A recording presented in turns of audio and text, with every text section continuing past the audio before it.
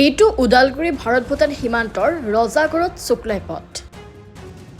ক্ষমতাত থাকিও 17 বছৰে বিপিএফ চৰকাৰে এই পথৰ উন্নতি নকৰিলে যাৰ ফলত পৰিৱৰ্তন বিচৰা ৰাইজে আনিলে ইউপিপিএল বিজেপি চৰকাৰক পিছে নেতা হলনি হল যদিও একেই অৱস্থাত থাকিল এই সমূহ বাটপথ পানেৰী বিধানসভা সমষ্টি আৰু ননৈ চেৰফাং পৰিষদীয় সঞ্জিত তাঁতীৰ সমষ্টিৰ এয়া বাটপথৰ প্ৰকৃত স্বৰূপ উল্লেখ্য যে ওদালগুৰি জিলাৰ ভেৰগাঁও তথা ননৈ চেৰফাং সমষ্টিৰ অন্তৰ্গত এই বিধ্বস্ত পথৰ বাবে অঞ্চলবাসীয়ে জীয়াতু ভুগিবলগীয়া হৈছে 4 নং ৰজাগড় ধৰমজুলি জংঘল হৈ ওদালগুৰি তামোলপুৰ ৰোড ওলোৱা অতিকৈ ব্যস্ত পথ স্বাধীনতাৰ 74 বছৰৰ পাছতো অতিকৈ জৰাজীৰ্ণ অৱস্থাত এই পথসমূহ এই পথেদি দৈনিক অঞ্চলটোৰ শ বাহন বিদ্যালয় ছাত্ৰ-ছাত্ৰী ক্ষুদ্ৰ চাহ খেতিয়কসকলৰ গাড়ী সামৰিক বাহিনীৰ গাড়ী অহা যোৱা কৰে যদিও বিধ্বস্ত পথৰ বাবে অঞ্চলবাসীয়ে জমৰ যাতনা ভুগি আহিছে এই পথ এতিয়া পথ নে পুখুৰী ধৰিবই নোৱাৰি স্থানীয় গাঁওবাসীয়ে কেইবাবাৰো জনপ্ৰতিনিধিক বিধ্বস্ত পথ মেৰামতি কৰিবলৈ দাবী জনাই আহিছে যদিও কোনো জনপ্ৰতিনিধিয়ে গাঁওবাসীৰ অনুৰোধ কৰ্ণপাত নকৰিলে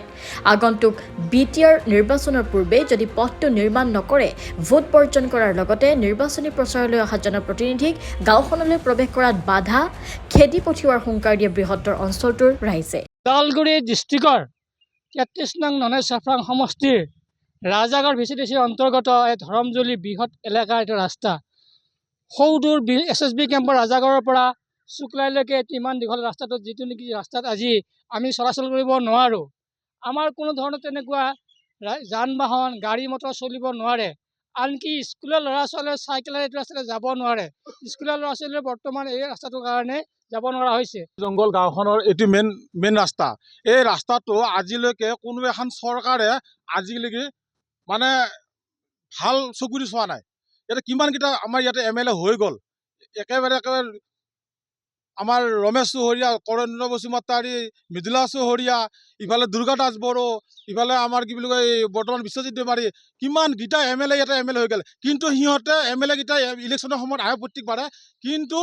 এই আমাৰ ইলেকশ্যন যোৱাৰ পিছত আমাৰ গাঁওখনৰ কথা পাহৰি যায় চৰকাৰক আমি কিমানবাৰ আগতে অনুৰোধ জনাইছোঁ আমি কিন্তু চৰকাৰে কিয় গুৰুত্ব নিদিয়ে আমাৰ এই গাঁওখনৰ কথাটো চৰকাৰক আমি পুনৰবাৰ আমি আহ্বান জনাইছোঁ অনুৰোধ জনাইছোঁ আমাৰ এই ধৰমজুলি গাঁওখন অতি সোনকালে এই ৰাস্তাটো আমি Dimakuchi college Tangla college plus মেডিকেলত যোৱাৰ কাৰণে আমাৰ সুবিধা কৰি দিব লাগে আমাৰ এই ৰজাগড় VCDCৰ যিসকল কৰ্মকৰ্তা আছে চেয়াৰমেন মেম্বাৰ তেওঁলোকক আমি এই ৰাস্তাটো অতি সোনকালে হাতত ল'বৰ কাৰণে আমি অনুৰোধ জনাইছোঁ আৰু যদি অনুৰোধ জনোৱাৰ পিছতো যদি আমি তেওঁলোকে গুৰুত্ব নিদিয়ে দ্বিতীয়বাৰ আমাৰ অহা ইলেকশ্যনত যদি MLA ইলেকশ্যনত যদি কোনোবা MLA মন্ত্ৰী আমাৰ এটা প্ৰচাৰৰ কাৰণে আহে তেওঁলোকৰ আমি গাড়ী ইয়াতে প্ৰৱেশ কৰিব নিদিম এই পথবোৰ এনেকৈ থাকি যায় পথ নহয় যেন পথাৰ এই 4 নং ৰজাগড়ৰ পৰা শুক্লাই সংযোগী এই পথটোৰ দুৰৱস্থা দেখিলে আপোনালোকৰো চকু কপালত উঠিব যিগৰাকী আমাৰ EM সঞ্জিত তাঁতী ডাঙৰীয়াই এই অঞ্চলটোত বিভিন্ন কাম কাজত তেওঁ নিজকে আত্মনিয়োগ কৰিছে কৰাৰ ফলতো কিন্তু এই পথবিলাক কিয় ৰৈ গৈছে কেৱল এই চৰকাৰখন বিজেপি তথা আমাৰ এই বিটিআৰৰ যি আমাৰ UPPL চৰকাৰখনে কেৱল আঁচনিক গুৰুত্ব দিছে নেকি য'ত নেকি মানুহ নাই তাত মানুহ নোহোৱা ৰাস্তা এটা পকী হৈ আছে কিন্তু আমাৰ ইটো ইমান ঘনগিৰি আছে ইয়াতে কিন্তু ৰাস্তাটোৰ তেনেকুৱা অৱস্থা গতিকে আমি চৰকাৰক আহ্বান জনাইছোঁ আমাক অতি সোনকালে আমাৰ ৰাস্তাটো এই পকীকৰণ কৰি দিব লাগে মেইন ৰোডৰ পৰা শুক্লাই যোৱা ৰাস্তা এইটো কোনো মানে এনেকুৱা দুৰৱস্থা হৈছে ৰাস্তাটোত আমাৰ এই ৰাস্তাটো অতি মানে এই যেতিয়া বৰষুণ দিলে কেঁচা ৰাস্তা একে আঁঠুলৈ বোকা